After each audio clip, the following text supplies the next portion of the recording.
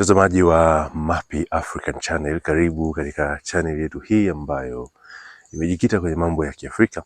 Na kwa siku ya leo ni asubuhi sana hapa nyumbani ambapo ni Rombo, mkoa wa Kilimanjaro. Moja ya shughuli ambazo tunafanya hapa kwa kiasi kikubwa ni kilimo. Kilimo ambacho tunasema ni kile kilimo ambacho ni subsistence farming kwa lugha ya Kiingereza, ama ni kilimo kile cha scale ndogo kwa ajili sana sana ya matumizi ya nyumbani. Lakini ili tujipatie kipato kidogo, kuna wakati mwingine kile tunachokilima kikiwa kikubwa tunauza pia. Moja ya vitu ambavyo tunalima na tunauza ni hili zao unaloliona hapa ambalo ni parachichi. Hili ni parachichi, na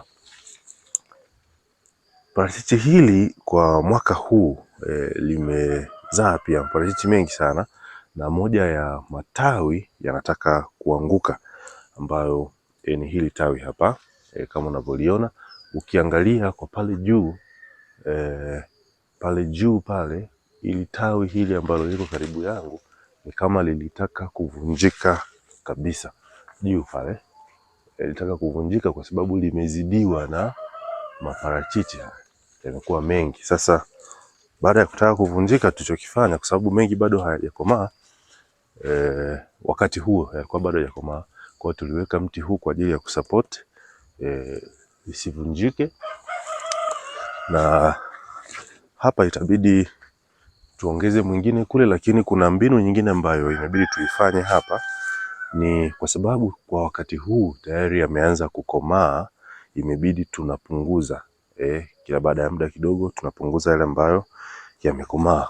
Na yaliyokomaa miongoni mwayo ni haya hapa chini unayoyaona haya, ambayo nimeyachungua leo asubuhi ili kupunguza sasa uzito. Haya yamekomaa tayari. Mengine sio makubwa, lakini yamekomaa. Sio kukomaa sio lazima liwe kubwa, lakini kwa mfano hili limekomaa kwa sababu ukiangalia rangi imeanza kubadilika. Rangi yake imeanza kubadilika tayari, ila sio kubwa sana. Mengine makubwa kama haya.